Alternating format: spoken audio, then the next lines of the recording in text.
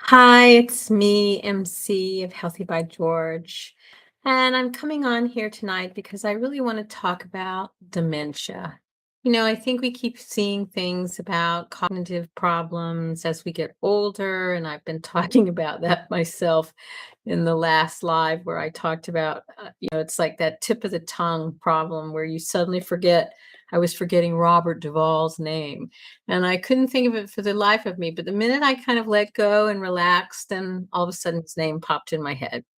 But I think we all are worried about, as we get older, cognitive decline, and I'm worried about it too because let's face it, the realities are is that there is dementia as we get older and women are at a greater risk. Women after the age of 55 have a risk of more dementia than men, and then as the risk of us getting older, it's partly because we as women live longer. That's why we probably have more women who become a little bit demented as we get older. But the realities are is that right now in the United States, as of 2025, there were 7.2 million adults age 65 and older that had some type of dementia. That means about 1 in 9 in that age group have a cognitive problem. And that seems very young for me. I mean, I don't know about you, but you know what? 65 feels young. Because face it, I'm going to be 70 in 2.5 years. And it really kind of concerns me about how can I preserve whatever it is that's about my cognition as I get older. And I hope that you too are concerned about how your brain is going to age because one of the key factors we know is as we get older, our brain shrinks. There's natural brain shrinkage. Dear me. But the truth is that we do have a brain structural change. We also have brain chemical changes because of our hormones. I think that's the other thing that we're not ever really aware of, that there are these imbalances that occur because of our neurotransmitters. And a lot of that, as for women, it's about the lack of estrogen. And I think that's why I love the idea that hormone replacement therapy is becoming a much better discussed progressively with women as we are entering perimenopause, menopause, and I'm postmenopausal and started a estrogen patch last fall. And boy, I can tell the difference in my cognitive capabilities. I don't feel so slow. I don't feel so foggy. I definitely feel a difference. And that's really the key is that as we get older, hormones make a difference. They really do. And other things like, this issue of, not being able to recall a name, that's another problem. But I think we do know that there are these, what we call modifiable risks, and then risks that are not modifiable. And I think, the key things about the things that are not modifiable is the fact that guess what? Age is the strongest predictor of having cognitive decline. I think the other thing is family history. And now they have this gene variant called APOE4, which increases your risk to nearly 60% if you detect it. And that's for those that have two copies or more. But something I know many people feel a bit, hesitant to get things done like their genes measured. But you know what? If your family has a genetic or, maybe there's a history of some dementia or cognitive decline, it's better to know what you're dealing with from a genetic variant because there could be things that we learn as we grow older and science gets a little smarter that we can do to help people who carry this gene variant. I think there's an actor who discovered he carried this gene variant when he was doing some work with Peter Attia. So, these things are definitely what create a risk and that are not modifiable very, very much. The other problems are modifiable, which is great. You know, 45% of the things that have risks to what we can potentially change to keep ourselves from becoming cognitively challenged. Let's face it, it's possible to do something. And it's one of the things that's made me very proactive to do something about my weight because obesity is about 18% of people who have obesity have a risk of cognitive decline. And that is linked to it. And if so, one things is that if you are heavy in your midlife, you have the potential of cognitive decline. The other issue is physical inactivity.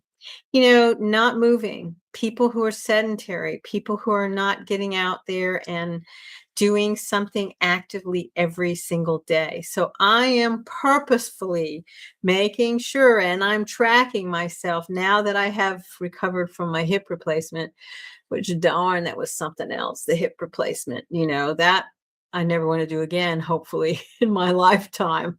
I have both hips replaced, and so this should be done. So basically, now that I have conquered that, I'm definitely getting my movement in. It's slow because I'm feeling a sense of weakness sometimes when I'm moving, but I'm just keeping consistent. That's the key. Walking 2 to 3 miles, doing small weight training, and then moving some kind of cardio, kind of a fast cardio movement every single day. This is key, movement. I constantly am telling myself movement is king. Movement is king with everything when it comes to our health. And I don't think we really realize and have to be very conscious about getting up and moving after sitting for an hour. We've learned that sitting for long periods is really deadly. I think the other thing that we overlook about our cognitive issues is hypertension. We don't measure our blood pressures enough.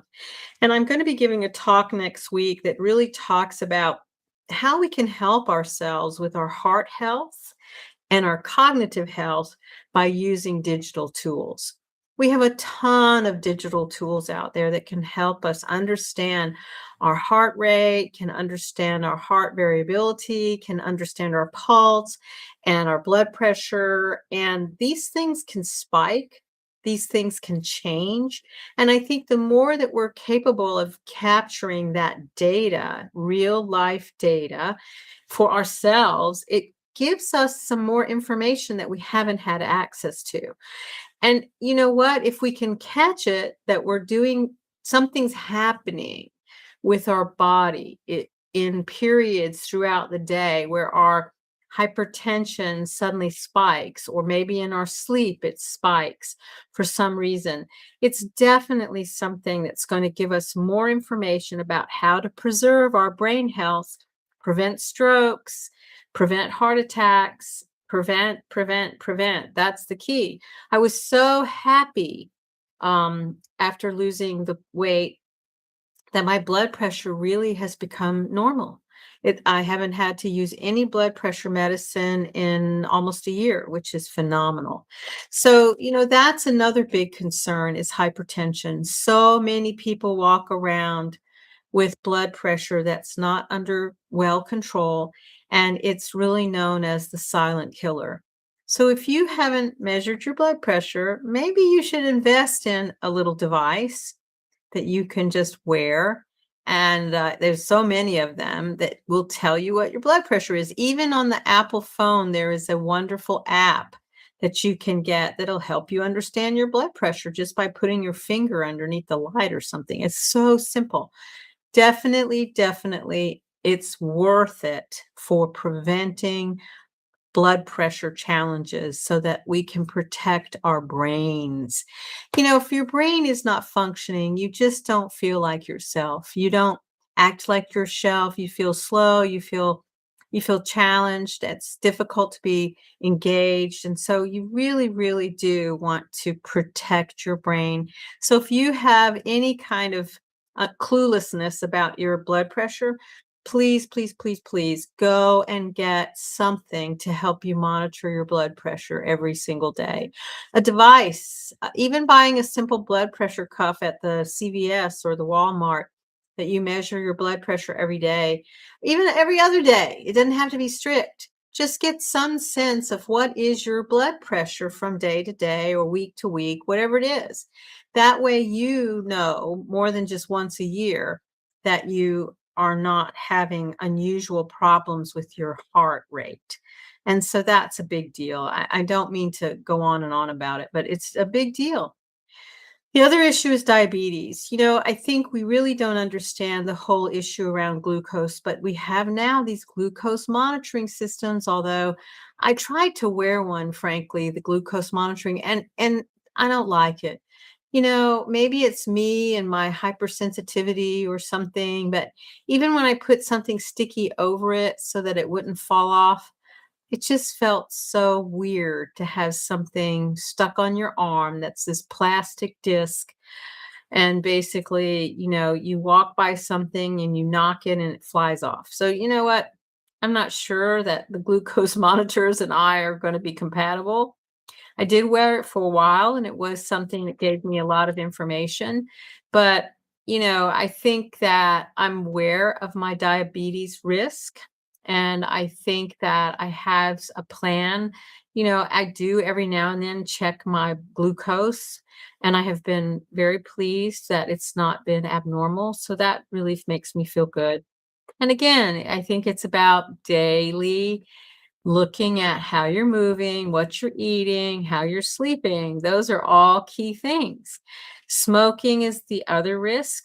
Smoking is a big deal. Smoking is, I think, for our brains, more of a problem than we really acknowledge. Smoking and drinking excessive alcohol are the biggest things that can really, really play a role in how we have impact on our brain health. So if you have kind of issues with smoking or alcohol drinking at periods, you know, investigate how you can maybe stop that. I stopped drinking alcohol several years back because I had one situation where I had a drink of a glass of wine at a party. And I'll be honest, that wine went straight to my head. I don't know if it's because I hadn't eaten. I got so dizzy and felt so abnormal that it just was something I don't ever want to feel again. So after that happened, I haven't had any more alcohol. In fact, I've kind of enjoyed exploring the non-alcoholic drinks. They're kind of coming into fashion. These non-alcoholic drinks, they have all kinds of flavors and spices, and it's very interesting, these things that are mocktails. So, maybe you should try that if you are someone who enjoys a good drink every now and then. Alcohol is just something I don't think is wonderful for our brains. The other issue is depression and social isolation. One of the problems as we get older, and this is something that I've come into contact with, here in New York, it is so easy to feel isolated. I know that sounds kind of crazy. Here you are in a city with millions of people, but, no one is really very, it's kind of hard to make friends. You almost have to be a little intentional. So I've been very, very intentional about meeting some of my old friends and planning gatherings and making sure, because you can feel very isolated in New York, which is kind of bizarre because there's so many people. But it's just, you know what? Having a friend is so much different than just being around people.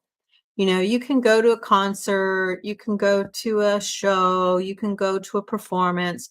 It's not the same thing as hanging out with a good friend or chatting about things that are going on in the world with a friend or even a colleague. So I think social isolation is a really big one that we have to pay attention to as we get older. And depression, I think, is another one. I think getting older is a challenge for most people because there's such uncertainty. I spoke a little bit about this, about how we have fears around the issue of aging. And I'm going to talk more about that next week because, frankly, it's the unknown, right? We have no idea how we're going to age. We have no idea what's going to happen. We have no idea when the end is going to happen. We feel a sense of like, how long will we work? There's a physical uncertainty because we're not sure of what challenges we might face with our health and what does that mean and our finances. So there's a lot that will impact us as we get older, and depression is real, because again, it's this feeling of uncertainty as you get older. And so, how do you manage that? And so, I want to talk more about that next week because I think it's a real issue where we, as we get older, have so many issues that we're not certain.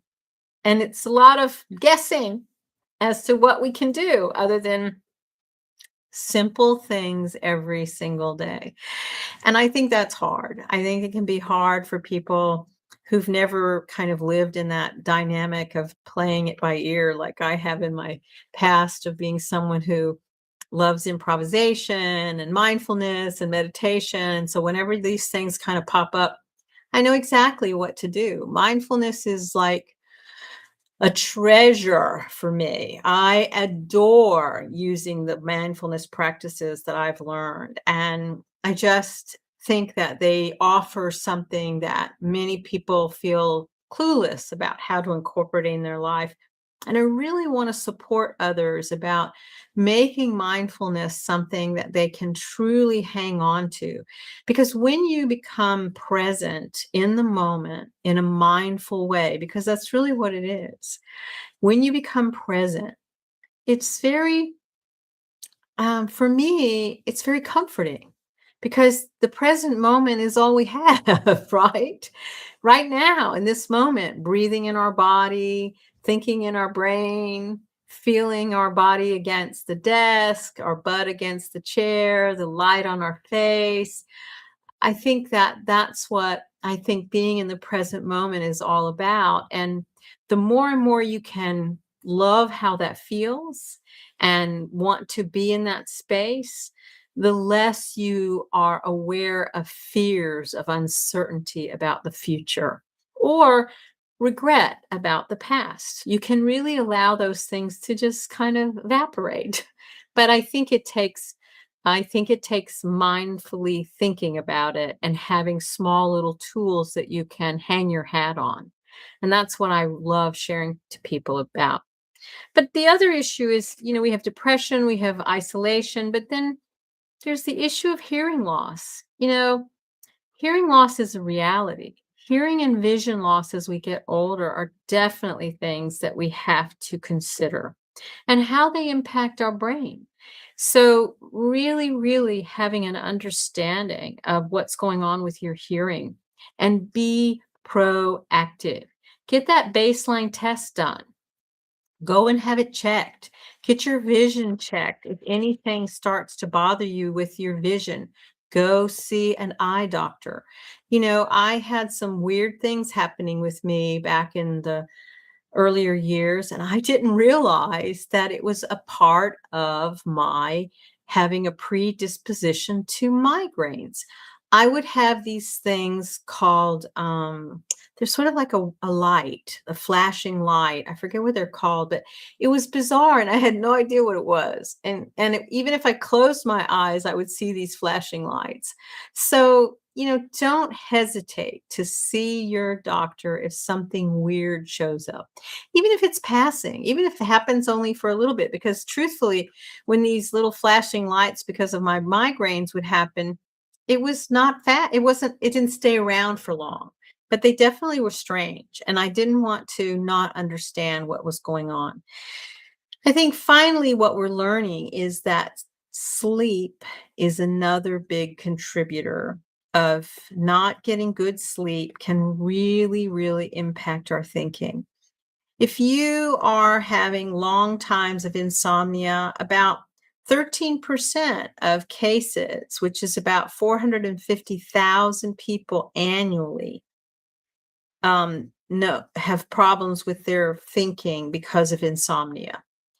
So it's really something to I think, work on if you're having anxiety, if you're having something. I was speaking to a friend today, they started using this app that really helped them get better sleep.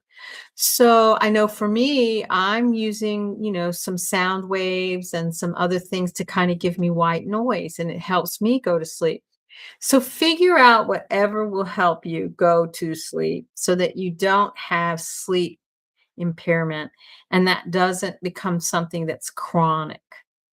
Finally, I think the other issue is that we have these things that are socioeconomic factors like financial security, food security, mental health, anxiety, stress. All of these contribute to our risk of having some type of cognitive decline. And when we have these things, it can really increase our risk for mild cognitive or severe cognitive issues and even further dementia. So we have to do things to slow it down. We have to modify our way of living every single day. Staying physically active is the first and foremost thing. Moving every day, do something. Move and walk and do something every hour, even if it's getting up and stepping in place. Or if you feel like you have joint pain, sit and, step in place, seated, moving your arms. Whatever it takes to move yourself gives you the biggest impact for preventing brain decline. I think food too, while we're staying physically active, it's about eating a brain healthy diet, healthy fats, fish with omega 3s, emphasizing fruits and vegetables, and, just really, really being someone who is mindful about what you're eating every day. I mean, I'm making sure that I'm having a big salad almost every other day, a big salad. I feel like that's the Julia from what is it, that show in New York? I forget what it's called, but that's okay. I will think of it later. But yeah, I think that, having a big salad is a wonderful thing to plan. And I enjoy big salads, but you know what? It takes a little bit to cut them up and make it happen and put it all together. But if I go ahead and plan it, then I think I can make sure I'm having big salads. So what are you doing to increase fruits and vegetables? How are you adding these to your life?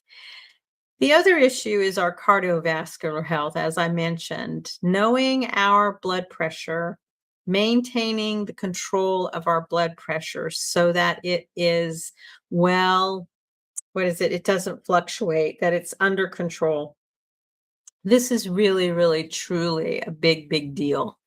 Having a low pulse, having a low blood pressure, anything that's like 130 over 80 or below is truly what we need to aim for. So, my friends, please think about subscribing. I would love to see you here every week where we can share and motivate one each other to be the best version of who we are well into our 80s and 90s. I think being intentional today is what's going to give us the security, as much as we can, of having a healthier, longer life. Doing something every single day to invest in our mental and physical health well into our 80s and 90s. Because really, truthfully, this is one precious life that we have. And let's live it fully and intentionally as best as we can each day. This is MC of Healthy by George. Please think about subscribing. I'd love to see you here each week where we can motivate one another to do that work every day of moving, eating nutritionally, and giving ourselves that kind of de-stress of mindfulness, meditation, and good sleep and good nutrition. I'll talk to you next time. See you later. Bye-bye. Now I have to figure out how to end the live stream. But I think it's all wonderful. I'm challenging myself and learning more. Bye-bye.